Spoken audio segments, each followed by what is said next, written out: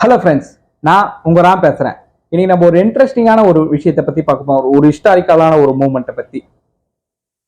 சேர அரசர்கள்லயே ரொம்ப தலை சிறந்த அரசரான திரு சேரன் செங்குட்டுவன் அவரை பத்தி பார்க்க போறோம். அது இல்லாம சிலப்பதிகாரம் எழுதிய இளங்கோவடிகள் அவரை பத்தி நம்ம பார்க்க போறோம். கண்ணகிக்கு கல் எடுக்கிறதுக்காக, அவங்கள சிற்பமா வடிக்கிறதுக்காக இமயம் வரை சென்று போர் தொடுத்து சென்று அங்கிருந்து கல் கொண்டு வந்து கங்கையில அந்த கல்லை வந்து நினைச்சு சிலை வடித்தவர் தான் சேரன் செங்குட்டுவன். அவரை பத்தி நம்ம இன்னைக்கு டீட்டெயிலா கொஞ்சம் பார்க்க போறோம். நம்ம சேனல் எல்லாரும் சப்ஸ்கிரைப் பண்ணுங்க, எல்லாருக்கும் ஷேர் பண்ணுங்க. Salute friends. சேர நாடு வந்து ரொம்ப நல்ல வளமும் செல்வமும் நிறைந்த நாடு. இது மட்டும் இல்லாம ரொம்ப அழகான நாடு. ஏன்னா சேர நாடு வந்து இப்போ இருக்க கேரளாவோட பாதி பகுதியை சேர்ந்த நாடு. ரொம்ப அழகான மலைகள் எல்லாம் இருக்கிற நாடு. அந்த சேர நாட்டை வந்து மன்னன் நெடுஞ்சேரல்நாதன் வந்து ஆண்டுட்டு வந்தார். இவருக்கு வந்து இமயவர்மன் என்ற இன்னொரு பேரும் இருக்கு. இவருக்கு வந்து 2 பசங்க. மூத்தவன் வந்து சேரன் செங்குட்டுவன், 2வது வந்து இளங்கோவடிகள். அப்ப வந்து என்ன செய்யறாரு, இவருக்கு வந்து நெடுஞ்சேரல்நாதன் மன்னனுக்கு வந்து வயசாகிட்டே போகுது. இதனால என்ன செய்யறாரு, அவரோட அரசவையோட ஜோதிடரை கூப்பிட்டு, நீங்க வாங்க, எனக்கு வயசாகிட்டே போகுது, என்னோட மூத்த பையனுக்கு வந்து முடிசூட்டணும், அவனோட ஜாதகத்தெல்லாம் கொஞ்சம் குறிச்சு சொல்லுங்க, ஏன்னா வந்து கல்வி வீரம் பயிற்சி போர் பயிற்சி இதெல்லாம் கத்துக்கிட்டான் என்னோட 2 பசங்களும், மூத்தவனுக்கு வந்து முடிசூட்டணும் அப்படின்னு சொல்லி கூப்பிடுறாரு. சரி, அந்த ஜோதிடரும் வராரு. வந்து என்ன செய்யறாரு, சோழி உருட்டி பாக்குறாரு, இவரோட ஜாதகத்தை செக் பண்றாரு. செக் பண்ண உடனே இவருக்கு ரொம்ப ஷாக்காவே இருக்கு. சரி, அப்படி இப்படின்னு மழுப்புறாரு. சரி, ஓகே, ஒரு ஸ்டேஜுக்கு மேல என்ன செய்யறாரு, நம்ம இதை மறைக்க முடியாது, நம்ம வந்து மன்னர்கிட்ட சொல்லிடணும்னு சொல்லிட்டு ராஜா கிட்ட சொல்றாரு. மன்னா, உங்களோட மூத்த பையனுக்கு வந்து அரசவை பொறுப்பு ஏத்துக்கிற இது இல்ல, 2வது மகனுக்கு தான் அந்த வாய்ப்பு இருக்குன்னு சொல்றாரு. ஜோதிடர் சொன்ன வார்த்தை கேட்ட உடனே மன்னனுக்கு வந்து தூக்கி வாரி போட்டுருச்சு. என்னடா இப்படின்னு, மூத்த மகன் இருக்கும்போது இளைய மகனுக்கு எப்படி வந்து நம்ம முடிசூட்டுறது, அவனை எப்படி இளவரசன் ஆக்குறது, அதுக்கப்புறமா அவன் எப்படி ராஜா ஆவான், மூத்தவனுக்கு தானே அந்த இது கிடைக்கணும்னு. அதே மாதிரி ஜோதிடரோட அந்த சொல்லையும் வந்து தட்டி கழிச்சிடவும் முடியல. சரிங்க, மௌனமாவே இருக்காரு. இந்த நியூஸ் என்ன ஆகுதுன்னா, அப்படியே அரண்மனை ஃபுல்லா வந்து பரவ ஆரம்பிக்குது, ஸ்ப்ரெட் ஆகுது. அவங்கவுங்க ஒரு ஒரு விதமா பேச ஆரம்பிச்சிட்டாங்க. சரி, ராஜாவும் என்ன பண்றாரு, அமைச்சரவை வந்து கூப்பிடுறாரு. கூட்டிட்டு என்ன செய்யறாரு, அது மட்டும் இல்லாம அந்த அமைச்சரவையில இருக்க ரொம்ப முக்கியமானவங்க, ரொம்ப ராஜாவுக்கு ரொம்ப முக்கியமானவங்க, அவங்களையும் வந்து வர சொல்றாரு. வர சொன்ன உடனே எல்லாரும் ரெடி ஆகுறாங்க வர்றதுக்கு. எல்லாருமே வந்து ரொம்ப எதிர்பார்த்துட்டு இருக்காங்க, மன்னர் என்ன சொல்லுவாரு, மன்னர் என்ன சொல்லுவாரு, நெக்ஸ்ட் இந்த நாட்டோட ராஜா யாரு, யாரு இளவரசர் ஆக போறா, யார் அரச பதவி ஏத்துக்க போறா, முடிசூட்டிக்கு போறான்னு அவங்கவுங்களுக்கு ஒரு ஒரு கேள்வி எழுது. மன்னர் கூப்பிட்ட உடனே சரி எல்லாரும் வந்துடுறாங்க. வந்த உடனே ராஜா யோசிக்கிறாரு. யோசிச்சு என்ன செய்யறாரு, என்னோட இளைய மகன் 2வது மகனான இளங்கோவடிகளையே வந்து நான் வந்து மன்னனாக்கலான்னு முடிவு பண்றேன் அப்படின்னு சொன்ன உடனே எல்லாரும் ஒரு நிமிஷம் ஷாக் ஆயிட்டாங்க, அமைச்சரவையே. இதை கேட்ட உடனே இளங்கோவடிகளுக்கு வந்து ஒரு நிமிஷம் வந்து தூக்கி வாரி போடுது. என்னடா, மூத்தவன் இருக்க நான் எப்படி அரச பதவி ஏத்துக்கிறதுன்னு சரி யோசிக்கிறாரு. யோசிச்ச உடனே சரி, நான் இந்த அரண்மனையில இருந்தா தானே நான் அரச பதவி ஏத்துக்கணும், நான் இங்க இருந்து கிளம்பி துறவரம், அதாவது சன்னியாசியா நான் போயிடுறேன், அப்ப எனக்கு எப்படி என் அண்ணனுக்கு தானே கிடைக்கும் அந்த அரச பதவி அப்படின்னு சொல்லிட்டு இவர் வந்து ஓகே, இதுக்கு மேல நம்ம இங்க இருக்கக்கூடாது சொல்லிட்டு அவங்களுடைய மூத்த, அதாவது இவங்களுடைய அப்பாவோட அப்பா ராஜாக்கு அவங்க எல்லாம் வந்து அப்பதான் சந்தோஷப்படுவாங்க. ஏன்னா அண்ணன் கிட்ட இருந்து நான் வந்து அந்த பதவி பறிச்சுக்கிட்டா சந்தோஷப்பட மாட்டாங்கன்னு சொல்லிட்டு இவர் வந்து துறவரம் பூண்டுட்டாரு. துறவரத்துக்கு ரெடியான இளங்கோவடிகளையும் யாரையும் வந்து தடுத்து அவர் வந்து சமாதானமும் பேச முடியல. அவர் வந்து தன்னோட எடுத்த கொள்கையில வந்து ரொம்ப உறுதியாவே இருக்கு, நான் வந்து துறவரம் போறது உறுதிதான், இதை வந்து யாரும் நீங்க மாத்த முடியாது, கன்ஃபார்ம் பண்ணிட்டாரு. சரி, ஓகே, இப்படி போயிட்டு இருக்கும்போது இவரு தான் வந்து பின்னால இளங்கோவடிகள் தான் சிலப்பதிகாரம்ன்ற மாபெரும் காப்பியத்தை எழுதினவர். 50 காப்பியத்துல ஒன்னான சிலப்பதிகாரம்ன்ற காப்பியத்தை, காலத்தால அழிக்காத காப்பியத்தை வந்து எழுதினவர் தான் இளங்கோவடிகள்.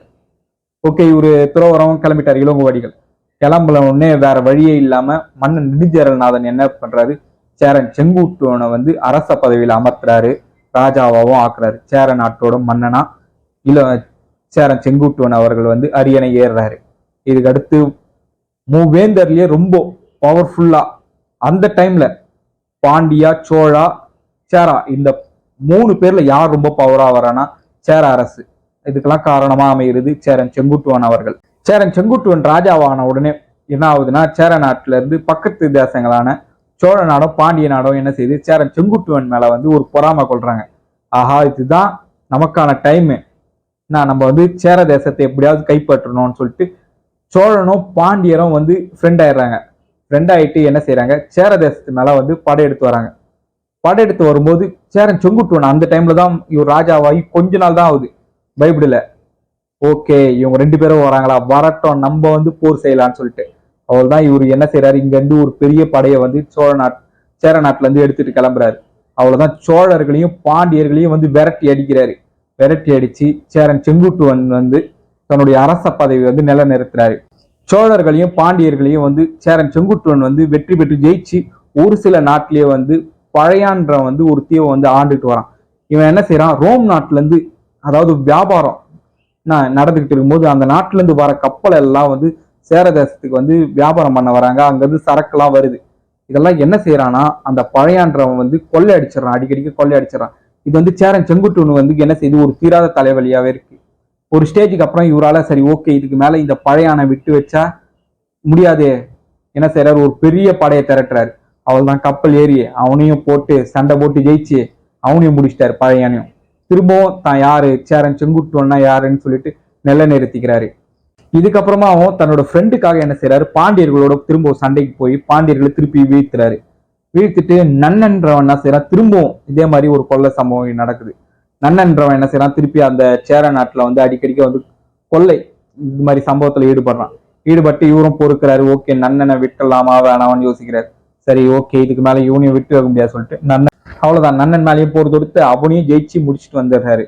இப்படியே போர் போர் போர் சண்டைன்னு செஞ்சுக்கிட்டு இருந்த சேரன் செங்குட்டுவனும் சரி ரெஸ்ட் எடுக்கணும்னு என்ன செய்யறாரு, தன்னோட ஃபேமிலியோட வந்து சுற்றுலா போறாரு, டூரிஸ்ட் போறாரு. டூரிஸ்ட் போயிட்டு ரொம்ப மலை அழகான பூச்செடி மயில்லாம் டான்ஸ் ஆடுறது, இவரும் வந்து சந்தோஷத்துல ஹாப்பினஸ்ல டான்ஸ் எல்லாம் ஆடிட்டு நல்லா ஜாலியா ஒய்ஃபோடவும் பசங்களோடவும் இருக்காரு.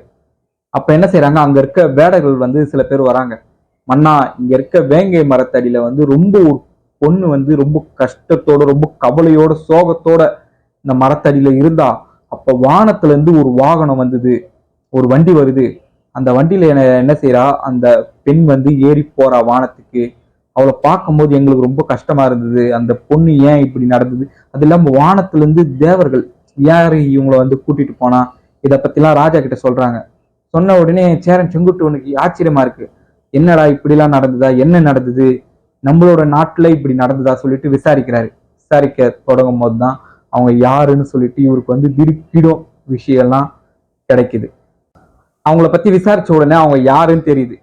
அதுக்கப்புறமா அவங்களோட ஸ்டோரியும் வந்து தெரியுது. யார் மூலயமானா சாத்தனார்ன்ற ஒரு மூலமா தெரியுது. அவங்க வந்து கண்ணகி, அவங்களுடைய கணவர் வந்து கோவலன், அவங்களுடைய கணவர் வந்து இது மாதிரி பாண்டிய நாட்டுல வந்து கொலை செய்யப்பட்டாரு. இப்படிலாம் சொன்ன உடனே அவ்வளவுதான்டா சேரன் செங்குட்டுவன், இப்படியாப்பட்ட ஒரு பெண்ணு இருந்தாங்களா, அவங்களுக்கு நம்ம எதனா பண்ணியே ஆகணுமே சொல்லிட்டு ஒரு முடிவு கட்ட ஆரம்பிக்கிறார். இதெல்லாம் கேட்ட சேரன் செங்குட்டுவன் ஒரு முடிவுக்கு வராரு. இவங்களை வந்து நம்ம வந்து சாமியா கும்பிடணும், கிட்டத்தட்ட ஒரு குலதெய்வம் மாதிரி இவங்களை வந்து ஒரு கல்லுல வந்து சிலையா வடிச்சு நம்ம கும்பிடணும்னு சொல்லிட்டு என்ன செய்யறாரு, ஒரு முக்கியமான அமைச்சரவை கூப்பிட்டுறாரு. எங்க இருந்து கல் எடுக்கலான்னு. கல் எடுக்கும் போது ஒரு அமைச்சரும் வந்து ஒரு ஐடியா சொல்றாங்க. மன்னா பொதிகை மலையில நீங்க கல் எடுத்துட்டு வந்தீங்கன்னா, பாண்டிய நாட்டுல இருக்க பொதிகை மலையில இருந்து நீங்க கல் எடுத்துட்டு வந்தீங்கன்னா அதை வந்து நம்மளோட காவேரி நீர் புனித நீர்ல வந்து நம்ம நீராட வேண்டும் அப்படின்னு சொல்றாரு. சரி ஓகேன்னு இன்னொரு அமைச்சரும் சொல்றாரு, மன்னா இமயமலையிலிருந்து கல் எடுத்துட்டு வந்தீங்கன்னா புனித கங்கை அதுல நீங்க நீராடி கொண்டு வாங்கன்றாரு. சரி இது நல்லா இருக்க இந்த யோசனை, சரி அதே மாதிரி போலாம், இமயத்துல இருந்து கல் எடுத்துட்டு வந்து கங்கையில நீராடி நம்ம நாட்டுல அவங்கள கல்லா வடிக்கலாம்னு சொல்லிட்டு சேரன் செங்குட்டுவன் வந்து முடிவு பண்ணி அவ்வளவுதான் இமயத்தை நோக்கி ஒரு பெரிய படையோட கிளம்புறாரு. பெரிய படையோட போயிட்டு அதுக்கு குறுக்க யார் யார் எதிர்த்து நிக்கிறாங்களோ, ஏன்னா இவர் ஒரு பெரிய படையா இருக்கும்போது அங்கங்க சின்ன சின்ன நாடுலாம் இருக்கும்ல, அதை எதிர்த்து நிக்கிறவங்களெல்லாம் இவர் போர் புரிஞ்சும் இல்ல அவங்கள நண்பனா ஆக்கியும் போயிட்டு இமயமலையில இருந்து கல் எடுத்துட்டு வந்து கங்கையில நீராடி அவங்கள வந்து சிலையா வடித்து இவர் வந்து சேரன் செங்குட்டுவன் வந்து சாமியா கும்பிட ஆரம்பிக்கிறாரு. ஓகே ஃப்ரெண்ட்ஸ், இதுக்கு அடுத்து இதோட கண்டினியூவா கண்ணகி கோவலன் அவங்களோட ஸ்டோரியை நம்ம பார்க்கலாம். ஃப்ரெண்ட்ஸ் நம்ம சேனல் எல்லாரும் சப்ஸ்கிரைப் பண்ணுங்க, எல்லாருக்கும் ஷேர் பண்ணுங்க, கொஞ்சம் சப்போர்ட் பண்ணுங்க ஃப்ரெண்ட்ஸ். சல்யூட்.